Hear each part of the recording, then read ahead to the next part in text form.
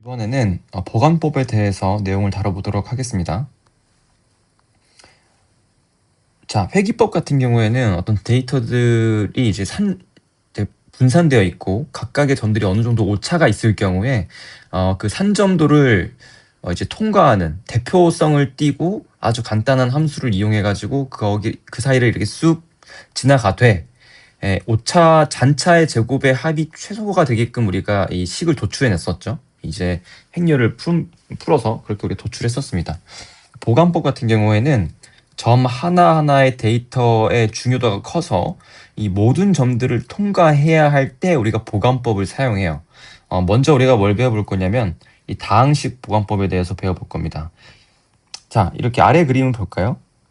점이 두 개가 있을 때 이 두 점을 지나는 함수는 이제 여러 가지가 있겠지만 1차 다항식 같은 경우에는 1차 다항식은 다시 말하면 이제 직선이죠.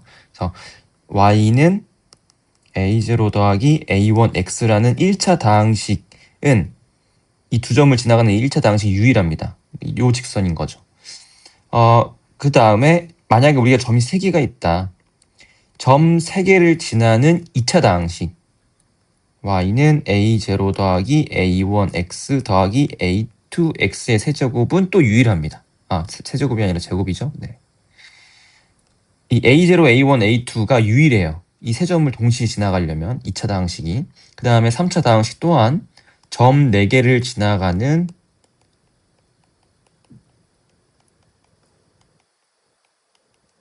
요 3차 다항식 개수가 지금 하나, 둘, 셋, 4개인데 이 4개 값이 특정 값이 있습니다. 요 점 4개를 동시에 지나가기 위해서는. 자, 이런 식으로 우리가 n 플러스 1개의 점이 있다고 할 때 그 점을 통과하는 유일한 n차 다항식을 구하는 것, 그것이 바로 다항식 보관법이라고 할 수 있겠어요. 그래서 또 이번에도 개수들 찾는 거죠. 회기식도 개수를 찾는 거였고 이 보관법 역시도 개수를 찾는 겁니다. 이런 기본적인 모델이 있을 때 개수값을 찾는 방법이다. 자, 일단 제일 간단한 것부터 시작할게요. 선형 보관법입니다. 직선인 거죠. 그래서 점이 2개가 있을 때, 데이터가 2개가 있을 때 어떻게 연결한다? 직선으로 연결한다. 가령 지금 검정 색깔 함수 위에 우리가 가지고 있는 데이터는 요거와 x0와 x1에서의 함수값 2개만 갖고 있다고 한번 해볼게요. 이 두 점을 지나가는 직선은 어떻게 구하냐? 이 두 점 가지고 구하면 되겠죠? 이 오른쪽에 나와 있는데 보관식 fx는 아마 이 아래 첨자 1은 1차 다항식을 의미하는 것 같습니다. f1x는 요거는 x0 위치에서의 함수값이죠. 그러니까 여기에 여기. 요 위치 더하기 x1 빼기 x0는 자, 요 간격입니다. 얘가 델타 x죠. 네, 얘가 델타 x입니다. 그 다음에 fx1 빼기 fx0는 x1에서의 함수값 빼기 x0 위치에서의 함수값. 어디서 많이 보지 않았습니까? 뉴턴 랩슨 할 때도 그랬고, 그 다음에 수정할선법에서도 그랬고, 가위치법에서도 그랬고, 자, 바로 기울기를 구하는 식입니다. 그죠? 두 점 사이의 기울기를 구하는 식이고, 그 다음에 요 x 빼기 x0는 뭐냐? 여기서 x는 뭐냐? x.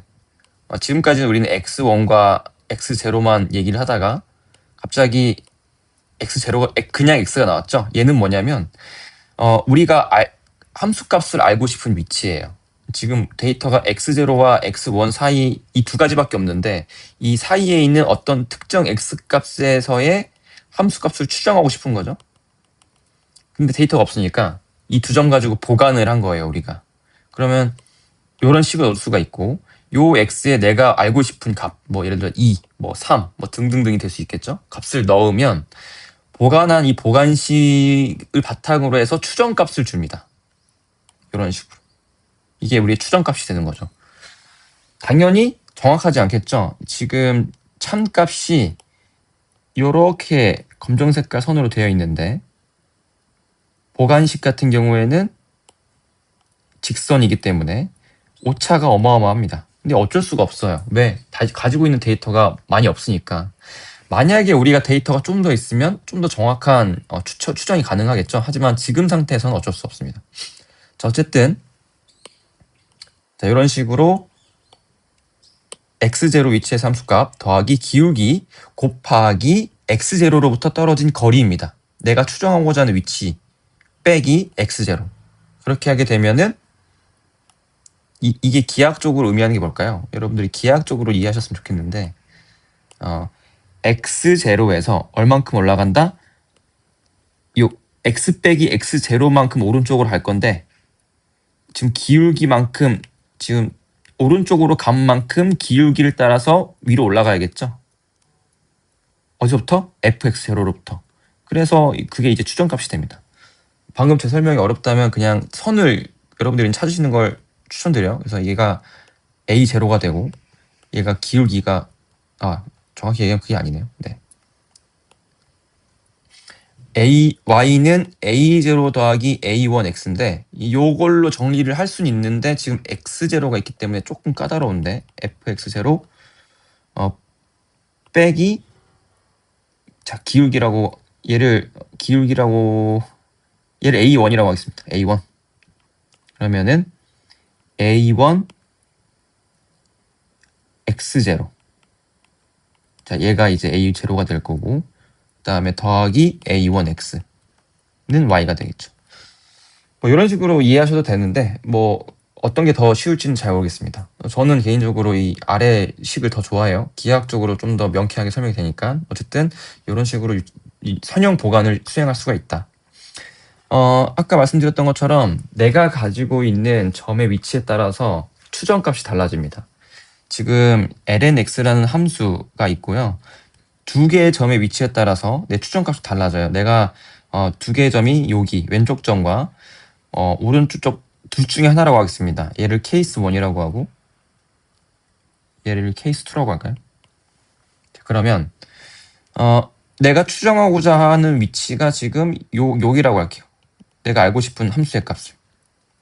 자, 그러면 케이스 1의 점을 가지고 보관한 다음에 얻은 추정값과 케이스 2의 점을 가지고 보관식을 얻어서 추정한 추정값 중에 뭐가 더 정확할까요? 지금 이 케이스 같은 경우에는 케이스 1이 더 정확하겠죠. 왜? 이 케이스 1의 요 점의 위치가 내가 알고자 하는 x 위치값과 더 가까워서 그래요. 뭐 항상 그것 때문에 정확한 건 아니지만 대개는 그렇습니다. 반면에 케이스 2 같은 경우는 좀 더 멀리 있죠. 내가 알고자 하는 위치보다도 점 하나가 더 멀리 있어요. 그래서 상대적으로 좀 더 정확도가 떨어진 값을 줄 가능성이 높습니다. 무조건적으로 그런 건 아니지만. 자, 지금까지는 이 선형 보관법이었고 혹은 1차 보관법이었고 2차 함수 가지고는 구할 수가 없을까요? 가령 지금 여기서 보시면 얘가 x0고 얘가 x1이고 또 하나의 우리 점 데이터가 있다고 한번 해봅시다. x1이 x2야. 자, 이때 내가 요 위치에서 이 위치에서의 추정값을 알고 싶은데 그러면은 x0와 x1 있으니까 얘네 두 개의 점을 직선으로 이어가지고 추정하면 되겠네요. 물론 그것도 괜찮습니다. 기왕 점 하나가 더 있잖아요. 정보를 하나 더 쓰면 좋지 않을까요? 가 아이디어입니다. 자, 그래서 이 세 개의 점을 동시에 이용해서 보관하는 방법이 이제 2차 보관법입니다. 2차 다항식을 이용한다는 거죠. 그래서 y는 a0 더하기 a1x 더하기 a2x 제곱 요 정보를 가지고 요 식을 얻어낼 거고 우리는 a0와 a1과 a2를 추정하는 게 목적입니다. 자, 근데 앞에서 제가 설명드렸지만 이 y는 a0 더하기 a1x보다 지금 요런 식으로 요렇게 x 빼기 x0 요 꼴이 조금 더 지금은 편해요. 그래서 우리가 다른 표현식을 좀 써보겠습니다. 어떻게 쓸 거냐?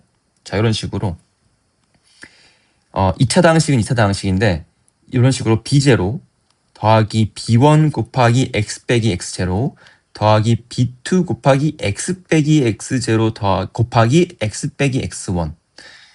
자, 참고로 이게 패턴인데 3차 보관법 같은 경우에는 B3 x 빼기 x0 x 빼기 x1 x 빼기 x2가 되겠죠. 자, 이런 식으로 이 꼴을 A0, A1, A2였던 꼴을 이 아래와 같이 우리가 바꿀 수가 있습니다. 이 각각의 A0, A1, A2와 B0, B1, B2 값은 다르겠죠. 근데 첫 번째 표현으로 식을 똑같은 함수를 1번식으로도 표현할 수가 있고 2번식으로도 표현할 수가 있어요. 이건 참고사항입니다. 근데 이 지금 보관할 때는 2번 표현이 조금 더 유리해요. 요 1번에서의 A0, A1, A2를 구하는 것보다 2번에서 B0, B1, B2를 구하는 게 훨씬 쉽습니다. 자, 이 두 번째 표현을 한번 볼게요. 자, 이 두 번째 식은 요 세 개의 점을 다 지나가야 됩니다.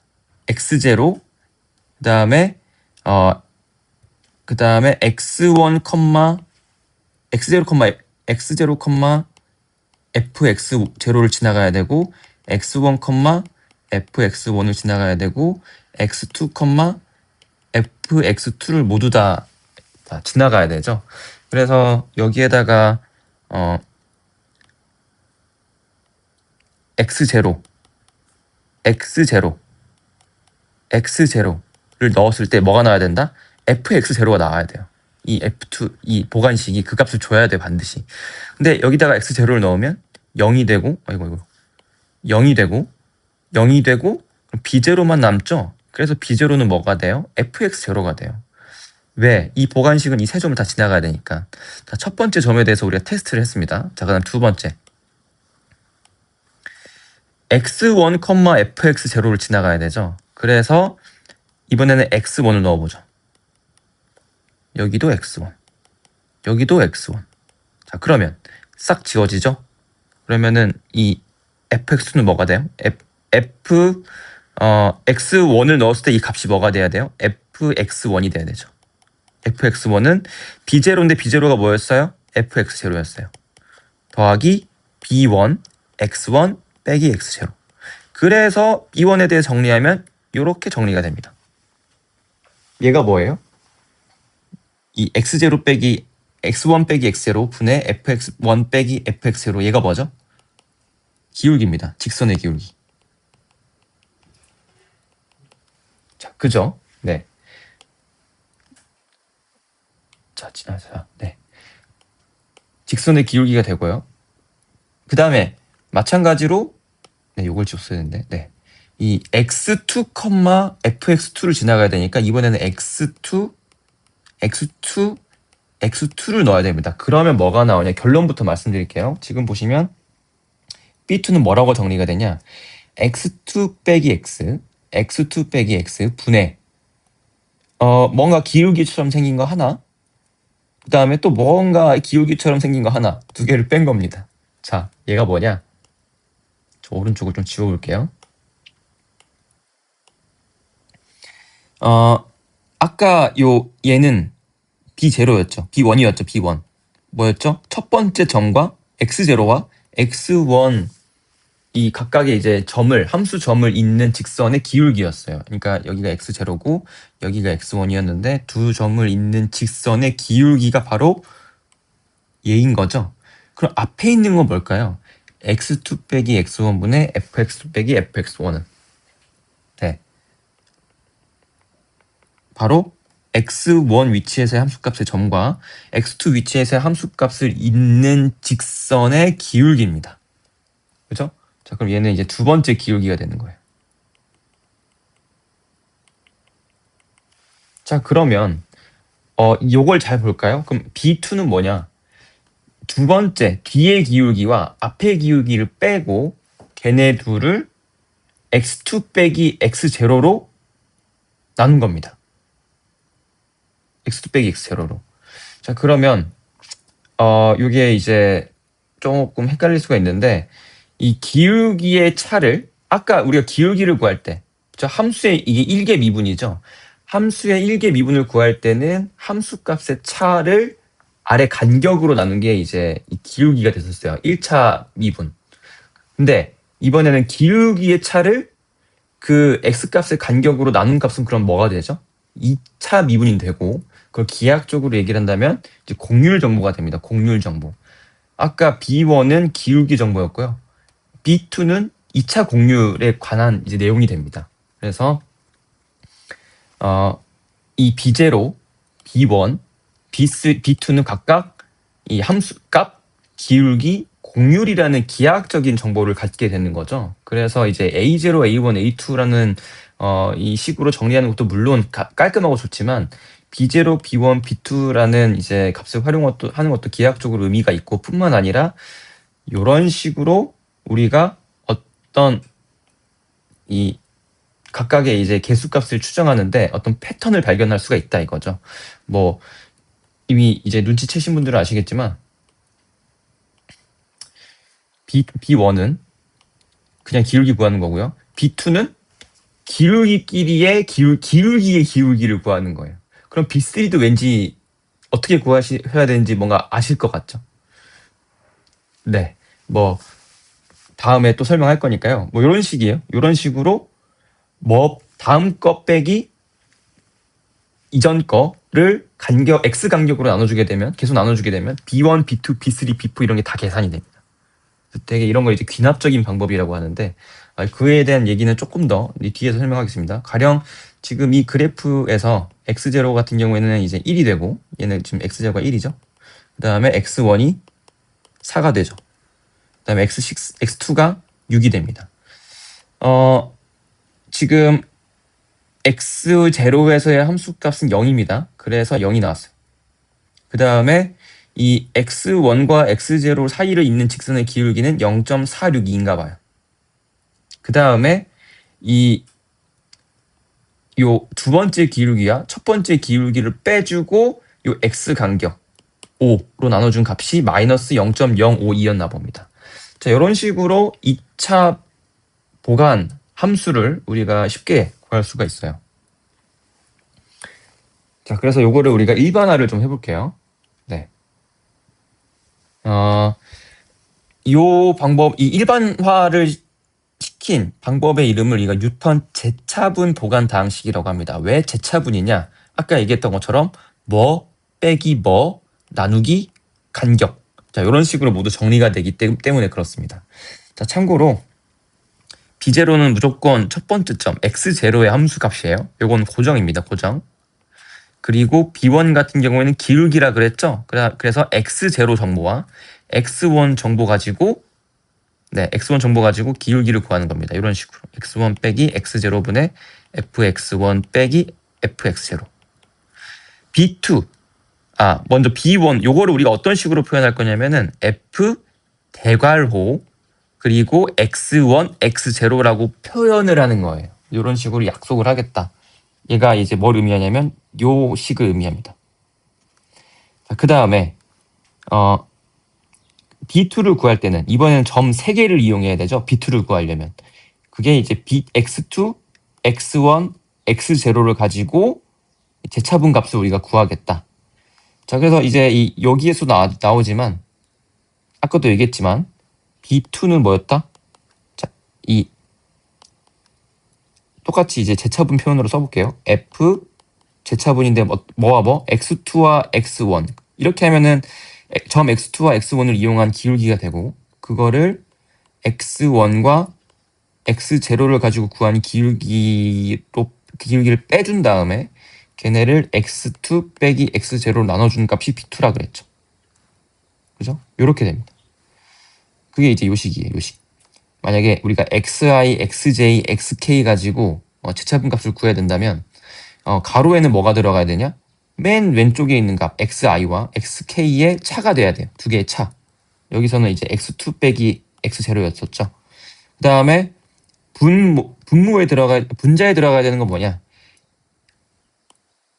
xi와 xj 두 개 가지고 구한 재차분 값 기울기가 되겠죠. 그냥 여기서는. 그 다음에 xj와 xk를 가지고 구한 재차분 값 두 개를 빼주는 겁니다. 자, 이런 식으로 뭔가 좀 더 제가 복잡하게 설명하는 것 같은데 이렇게 설명하면 좋은 점은 뭐냐? 얘가 점이 훨씬 더 많은 경우에도 똑같이 표현을 할 수가 있어서 이 표현 방법이 되게 유용한 겁니다. 가령 우리가 n개의 점을 가지고 점에 대한 정확히 얘기하면은 얘가 x0부터 시작하니까 n 플러스 1개네요. 에 대한 재차분 값을 구한다. 그러면 분모에 들어갈 건 뭐라는 거죠? xn 빼기 x0예요. 그죠? 그럼 분자에 들어가야 되는 건 xn부터 x1까지에 대한 재차분값. 그 다음에 여기서 뭘 빼줘야 된다? x0부터 xn-1까지의 재차분값을 두 개를 빼주고 그 x 간격으로 이제 나눠주게 되면 이 n 플러스 1개 점에 대한 재차분 값이 나와요. 요게 이제 다 이렇게 적용이 되는 거죠. 그죠? 지금 이 세 개의 점에 대한 재차분 값을 구할 때는 먼저 우리가 뭘 알아야 된다? 이 두 개의 점들 가지고 구한 재차분 값들이 이미 우리가 알고 있어야 돼요. 그래야 얘를 얻을 수가 있습니다. 그죠? 마찬가지로 n 플러스 1개 데이터에서도 이 정보와 xn에서부터 x1 점들에 대한 이제 이 그 재차분 값과 xn-1부터 x0까지의 재차분 값 두 개를 이미 알고 있었어야 했어요. 그래서 제일 먼저 우리는 이제 제일 저차 재차분 값들을 먼저 구해놓고 하나씩 올라가야 됩니다. 하나씩. 이게 이제 그 요약이에요. 가령 우리가 점이 이 4개가 있다고 한번 해봅시다. x0, x1, x2, x3 이렇게 4개가 있을 때 제일 밑에 있는 차수는 0차입니다. 0차. 그거는 이제 함수 값이 되겠죠. 그래서 x0에서의 함수값, x1에서의 함수값, x2에서의 함수값, x3에서의 함수값을 각각 구하고 x0와 x1을 가지고 기울기를 구할 수 있죠. 얘를 1차 재차분 값이라고 하겠습니다. 1차 재차분 값. 그 다음에 x1, x2를 가지고 또 마찬가지로 1차 재차분 값을 구할 수가 있고 x2, x3 함수 값을 가지고 또 구할 수가 있어요. 자, 그러면 얘가 1차죠. 자, 2차 재차분 값은 점 3개를 이용해야 됩니다. x2, x1, x0를 한번 이용을 할 거면 먼저 우리가 뭘 알아야 된다? x1, x0의 이제 1차 재차분 값, x2, x1을 가지고 계산한 1차 재차분 값 두 개를 미리 갖고 있었어야 됐어요. 요 두 개를 이용해서 요 f, x2, x1, x0를 구할 수가 있습니다. 어떻게? 요런 식으로. 요렇게. 그러니까 요 함수가 되겠죠. 요 함수. 요 함수로 우리가 구할 수가 있습니다. 여기도 마찬가지로. f, x3, x2, x1 값을 구할 수가 있습니다. 이전에 두 개의 1차 값을 가지고. 그러면 우리가 두 개의 2차 재차분 값을 가지고 있어요. 이 두 개를 잘 조합해보면 뭐가 나온다? 네, 3차 재차분 값을 구할 수가 있습니다. 얘는 어떻게 구했을까요? f, x2, x1, x0 빼기 f, x3, x2, x1 나누기 x 제가 거꾸로 썼네요. 죄송합니다. 다시 x3, x2, x1 빼기 f, x2, x1, x0 그죠? 분모에는 x3 빼기 x0가 나와야 됩니다. 얘가 얘는 이제 b3가 되겠죠. 그래서 여기서 b0가 해당하는 거는 fx1이죠. 그 다음에 b1에 해당하는 거는 fx1, x0입니다. 그 다음에 이 b2에 해당하는 거는 fx2, x1, x0. 그 다음에 b3에 해당하는 게 바로 f, x3, x2, x1, x0입니다. 가장 위에 있는 애들이 결국에 우리가 원하던 그 보관 방정식의 개수값들을 이루는 거죠. 그래서 여러분들이 이런 식으로 귀납적인 방법을 이용해서 b0, b1, b2, b3를 구하신 다음에 최종적으로 보관식을 y는 b0 더하기 b1 곱하기 x 빼기 x0 더하기 b2 곱하기 x 빼기 x0 곱하기 x 빼기 x1 더하기 b3 x 빼기 x0 x 빼기 x1 x 빼기 x2 자, 이런 식으로 정리하면 끝이 납니다. 물론 여러분들이 얘네들을 전개해가지고 좀 더 깔끔하게 할 수 있겠지만 실제로 문제 풀 땐 여기까지만 해도 상관없어요. 네, 자, 이렇게 풀 수가 있다. 네, 이거는 하나의 예제입니다. 이 ln 아까 lnx 함수 있었죠? 이 lnx 함수 위에 그러면 어떻게 생겼을 것 같냐면 이제 요렇게 생겼겠죠. 1일 때 0일 거고, 그죠? 점점 이렇게 올라가는 값이 될 텐데, x가 1일 때 0이라는 값이 있고, x가 4일 때 1.387이 있고, x가 6일 때 1.792가 있고, 그 다음에 x가 작아지네요. 제가 위에서 설명 안 하고 넘어갔는데, 참고로 이 데이터들이 있죠? x0, x1, x2, x3. 얘네들은 등간격일 필요도 없고, 뭐가 더 크고 작고 이 올림 차순일 필요가 전혀 없습니다. 그냥 그대로 쓰셔도 되고요. 아니면 위치를 여러분들이 이제 내가 오름 차순이 더 편하다. 그러면 오름 차순으로 이렇게 하셔도 크게 상관없습니다. 근데 이제, 네. 상관없지만 똑같은 방식으로 풀면 된다. 마찬가지로 이 경우도 x0, x1, x2, x3가 있는데 x2에서 x3가 좀 작아지고 있는 케이스죠. 뭐 이렇게 해도 크게 문제는 없어요. 네. 자, 그래서 x5 위치에서는 1.60이다. 그래서 이제 그림 그리면 오히려 왠지 왼쪽부터 오른쪽까지 순서가 정해진 것 같으니까 꼭 이 순서대로 할 필요 없고 그냥 이 점들만 가지고 여러분들이 B0, B1, B2, B3를 구할 수가 있습니다. 자, 제일 먼저 해야 되는 게 뭐다? 각각 위치에서의 함수값을 구하셔야 돼요. 근데 우리가 이미 함수값을 다 가지고 있다. 자, 여긴 오케이. 이미 다 주어진 값들이에요.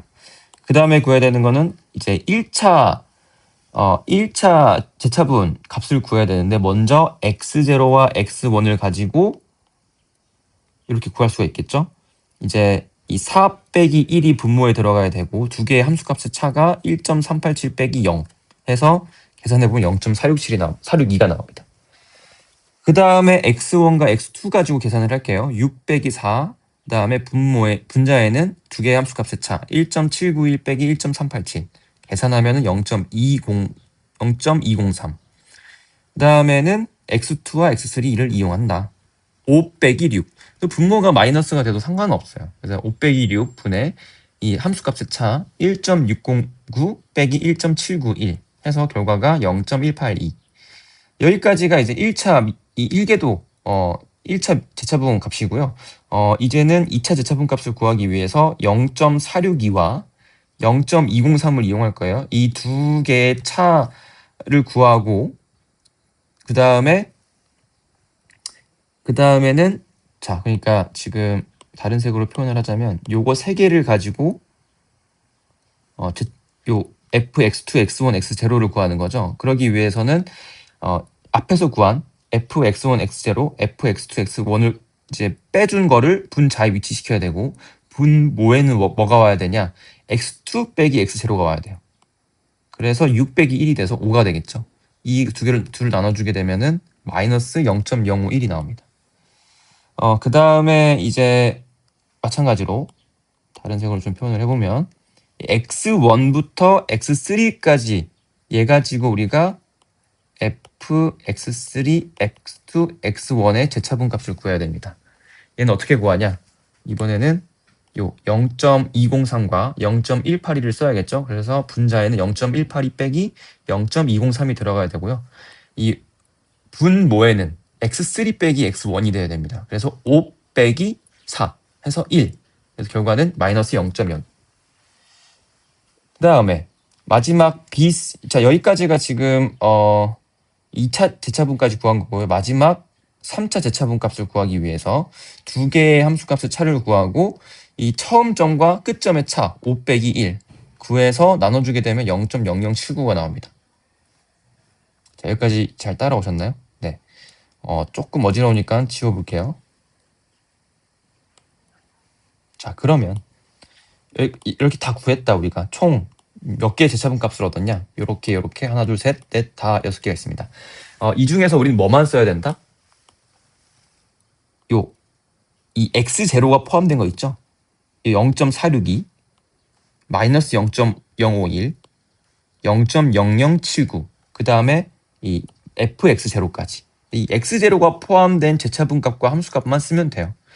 얘가 fx0가 b0가 되고 이 x0가 포함된 1차 재차분 값이 b1이 되고 x0가 들어간 1차 재차분 값이 b2가 되고 마찬가지로 이게 b3가 됩니다. 여기가 이렇게 유도가 되는 거죠. 그죠? 위에 이제 매칭을 한번 해보시면 자, 그렇게 잘 맞다라는 것을 알 수가 있습니다.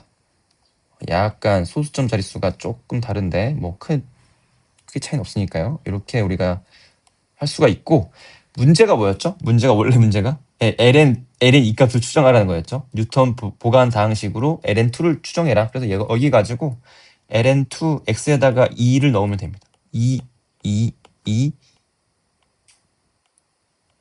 다 2를 넣으시면 값이 추정이 되는 거죠.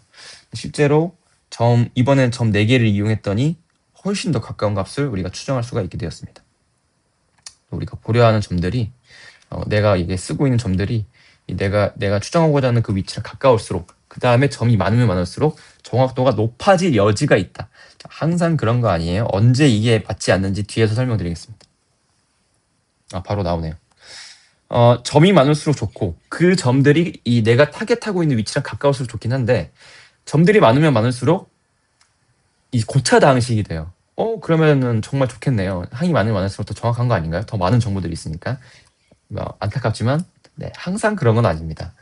그래서 대개는 더 좋아질 수 있는데 너무 고차가 되면은 문제가 생길 수 있습니다. 자, 이 예제를 잠깐 보시면 점이 지금 하나, 둘, 셋, 넷, 5개가 있습니다. 그래서 5개의 점을 이용해서 이제 이 다항식을 만든 거겠죠. 4차 다항식을 만들었을 텐데, 참고로 네, 실제 함수가 지금 점선으로 표시가 돼 있어요. 그리고 우리는 요거를 네, 요거를 곧 이 4차 다항식을 이용해가지고 이런 식으로 보관을 한 겁니다. 이 5개의 점을 지나가는 유일한 4차 다항식은 저거밖에 없어요. 이미 이것도 오차가 꽤 크죠. 그죠? 네. 그런 오히려 차라리 그냥 앞에 3개 점을 이용해서 2차 다항식을 이용했으면 좀 더 잘 맞았을 수도 있어요. 뭐 어쨌든 지금은 그런 얘기를 하는 거 아니니까 일단 지금 좀 접어두고, 물론 정확하진 않습니다. 근데 여기서 점을 더 늘리면 더 좋아질까요? 가령 오른쪽처럼 점의 개수를 막 늘렸다고 한번 해볼게요. 자, 그러면 점이 하나, 둘, 셋, 넷, 다, 여, 일곱, 여덟, 아홉, 열, 열하나. 그죠? 그러면은 이제 10차 다항식을 이용해가지고 우리가 보관식을 이런 식으로 만들 수가 있는데, 전반적으로 좋아지긴 했어요. 그죠? 전반적으로는. 근데 이 끄트머리 부분, 아이고. 끄트머리 부분이 엄청 확 튀어버립니다. 어디까지? 2까지 튀어버려. 오차가 어마어마해지는 거죠. 왜? 이런 거 이제 뭐 그 머신러닝이나 이런 거 배울 때는 이제 과적합이라고 얘기를 하는데, 어떤 곳을 특별하게 이렇게 과하게 맞추려고 하다 보니까 이 다른 부분에서는 확 튀어버리는 현상이 발생하는 겁니다. 이 고차다항식은 이제 10차다항식까지 가게 되면 x의 10제곱 이렇게 되게 되죠. 그죠? 그렇게 되면 반올림, 이 곱셈이 많아지게 되면서 반올림 오차에 굉장히 민감해집니다. 그래서 아주 불량한 조건이 된다. 그래서 고차 다항식이 필요한 사항도 있지만 보통의 경우에는 고차 다항식의 사용을 피해야 합니다. 웬만하면 뭐 2, 3차, 많아도 4차까지 이제 쓰는 게 좀 유리한 면이 있습니다. 자, 이렇게 참고해 주시면 되겠습니다. 네, 마지막으로 스플라인 보관법에 대해서 좀 다뤄보고 수업을 마무리하도록 하겠습니다. 참고로 스플라인 보관법은 개념만 다루도록 할 겁니다. 그래서 이 앞에서 얘기 나눴던 이 재차분 방법, 그 방법까지가 다항식 보관법까지가 보관법에서의 이제 문제풀이가 나갈 거고, 이 스플라인 보관법은 개념에 대한 부분에서만 문제가 출제될 거니까 그렇게 알고 계시면 될 것 같습니다. 스플라인 보관법은 어떤 거냐? 사실 앞서 다뤘던 다항식 보관법보다도 이런 스플라인 보관법을 사실상 더 많이 씁니다. 근데 그만큼 내용이 조금 복잡해서 개념만 다루는 거고요. 어쨌든 요 스플라인의 먼저 어원을 좀 볼까요? 이 아래 보시면 이 그림 있죠? 요 그림이 뭐냐면 옛날에 이 건축 설계하시는 분들이 어떤 부드러운 곡선을 만들기 위해서 어떤 방법을 썼냐면, 이런 식으로 어떤 나무판에 이런 식으로 클립, 못 같은 것들을 고정시켜 놓고 이 사이를 지나가는 부드러운 곡선을 만들고 싶다. 약간, 그러니까 보관인 거죠. 이 점들을 다 지나가는데 부드러운 곡선을 만들고 싶다. 그래서 어떤 얇은 자를 이 못들 이제 사이를 지나가도록 이렇게 끼워 넣으면서 이 부드러운 자거든요. 끈을 끼워 넣으면 이 자가 그 점들을 지나가면서 동시에 부드러운 곡선을 이루는 자연스러운 곡선이 만들어지게 됩니다. 이때 썼던 요 부드러운 자의 이름이 스플라인이에요. 뭐 이건 중요한 건 아니에요. 그냥 어원적인 부분입니다. 그냥 재미삼아서 얘기를 드리는 거고요. 그래서 우리가 어떤 점들을 지나는 자연스러운 어떤 곡선을 만들고 싶다 할 때 스플라인 기법을 많이 씁니다. 특히 이 스플라인 기법에는 1차 스플라인, 2차 스플라인, 3차 스플라인 정도가 있는데 가장 많이 쓰이는 건 3차 스플라인입니다. 영어로는 큐빅 스플라인이라고 해요. 그래서 스플라인이 뭐냐? 이 컨셉은 되게 간단합니다. 앞에서 우리가 다뤘던 그 다항식 보관법 같은 경우에는 n 플러스 1개의 점이 있으면 n차 다항식을 활용해가지고 전부 다 이어버리는 그런 보관식을 이제 만들었었죠. 근데 이 스플라인 기법은 데이터 전부를 쓰는 게 아니라 데이터를 구간으로 쪼갭니다. 그래서 데이터의 일부들로 구성되어 있는 구간들을 만들고 이 일부를 연결하는 저차 다항식들을 각각 구간별로 이렇게 뽑아내는 거예요. 이런 연결 다항식을 구간별로의 연결 다항식을 스플라인 함수라고 합니다. 자, 그래서 오른쪽 그림을 보시면 요 그래프들을 보면 지금 요 검정 색깔 선처럼 갑자기 계단처럼 불쑥 올라가는 걸 우리가 스텝 펑션이라고 합니다. 말 그대로 계단 함수인 거죠. 그래서 이 계단 함수 중에서 4가지 점을 뽑아서 앞서 배웠던 다항식 보관법을 쓰면 요 밝은 하늘색처럼 이런 식으로 보관이 되겠죠. 아마 또 3차식이겠죠. 점이 4개니까. 그리고 점의 개수를 늘리면 이제 이 6개 점에 대해서 5차식으로 보관을 하면 이렇게 생성이 되고 점이 더 많아질수록 이런 식으로 팍 튀게 되는 이런 이제 단점들이 보이게 됩니다. 이거는 우리가 억지로 모든 점들을 한 번에 맞추려고 해서 그런 욕심인 거예요. 근데 우리가 만약에 점들이 많고 점들을 한 번에 맞추는 게 아니라 일단 이 점과 이 점을 잇는 직선 하나 만들고 요 점과 요 점을 짓는 직선을 하나 만들고 요 점과 요 점을 잇는 직선, 요 점과 요 점 이렇게 보관을 한다면 직선들로 잘게 쪼갠 구간들에 대해서 각각 보관을 하게 된다면 우리가 훨씬 더 물론 이것도 자연스럽진 않지만 어쨌든 훨씬 더 앞선 결과들에 비해서 더 정확한 깔끔한 이런 결과를 얻을 수가 있죠. 이런 식으로 구간을 쪼개서 여기서 구간이라고 하면 보통은 어떻게 구간을 나누냐면 여기 있죠. 보통 점 2개를 하나의 구간으로 봅니다. 1구간, 2구간, 3구간, 4구간, 5구간, 6구간, 7구간 각각에 대해서 우리가 함수를 얻을 수 있어요. 각 구간에 대해서. 단 각 구간의 함수는 서로 연결되어 있어야 되겠죠. 그 다음에 어떤 조건들이 있을 거예요. 그런 식으로 개수들을 찾는 겁니다. 그래서 데이터의 일부, 그러니까 뭐 2개가 되겠죠. 2개를 선택해서 바로 옆에 있는 데이터를 선택해서 저차 다항식을 적용한다가 이제 스플라인의 기본 아이디어가 되겠습니다. 그래서 이렇게 점들이 이렇게 쭉 있을 때, 예를 들어서 x1과 x2가 있을 때 이 x1, x2를 직선으로 이룰 수도 있고 아니면은 곡선으로 이룰 수도 있죠. 2차식을 쓰던가 3차식을 쓸 수도 있고요. 그래서 1차식을 쓰냐 2차식을 쓰냐 3차식을 쓰냐에 따라서 이제 리니어 스플라인 이제 큐빅 스플라인 3차 스플라인 이런 식으로 몇 차 스플라인 이런 식으로 이제 얘기가 나오게 되는 거죠. 근데 여기서 이제 되게 감이 좋으신 분들은 이런 질문을 할 수도 있어요. 점이 2개인데 예를 들어서 난 이 2점 사이를 직선으로 보관하는 건 이해가 돼요. 왜? 이 2점을 지나가는 건 하나밖에 없잖아요. 그죠? 근데 이 2점을 지나가는 2차식, 3차식 그건 무수하게 많을 텐데요. 그죠? 이렇게 될 수도 있고 이렇게 될 수도 있고 그렇잖아요. 자, 근데 우리가 맞는데 2점을 지나는 2차식이나 3차식은 무한기가 있는데 그래서 조건을 거는 거죠. 가령 첫 번째에 2차식이 있고 두 번째에 2차식들이 있을 겁니다. 이렇게. 그죠? 그때 우리가 제한을 하는 거예요. 제한을 걸어두는 거예요. 어떻게 제한을 거냐? 요 2점에서 만나는 요 점 있죠? 이 점에서의 기울기가 왼쪽 구간과 오른쪽 구간의 다항식이래요. 스플라인 함수가 기울기가 연속이어야 된다. 지금 이 x2에서 요 두 구간의 스플라인 함수가 만나야 되는 건 당연하지만 걔네 둘의 기울기도 같아야 됩니다.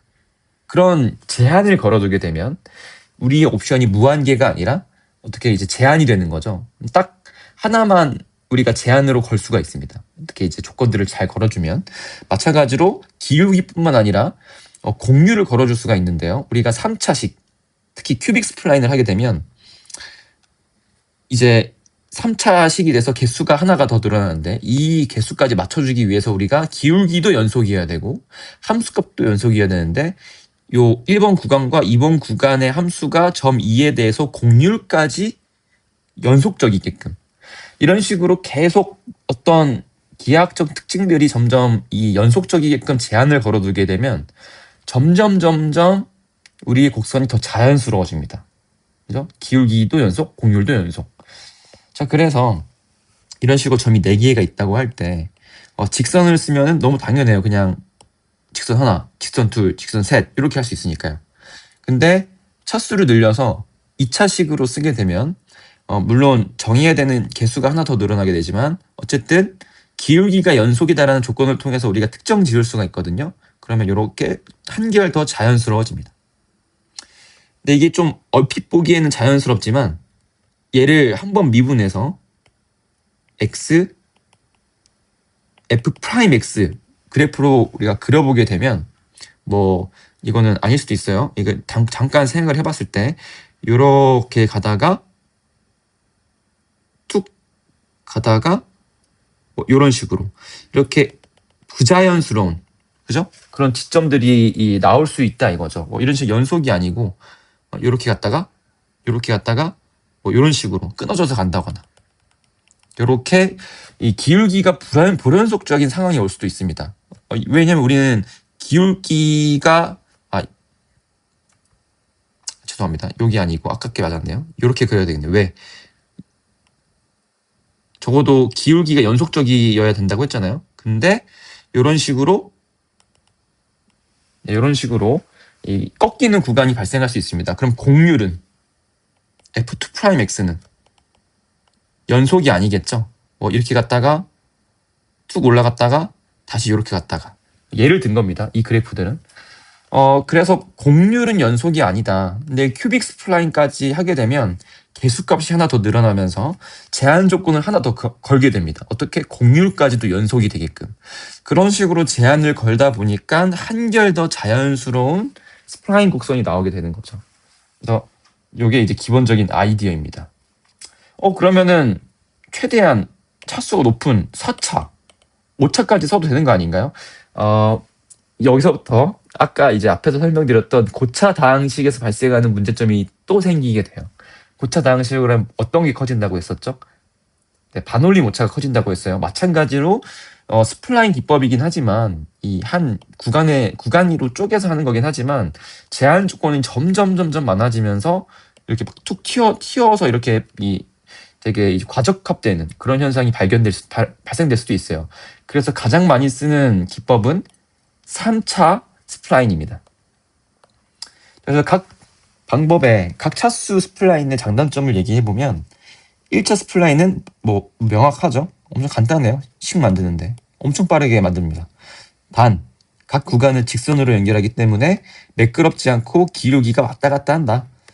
2차 스플라인은 1차 스플라인보다 매끄럽다. 뭔가 좀 자연스러워 보인다. 하지만 자세히 뜯어보면 공률이 일정하지가 않다. 기울기가 불연속적이다. 자, 그런 단점이 있습니다.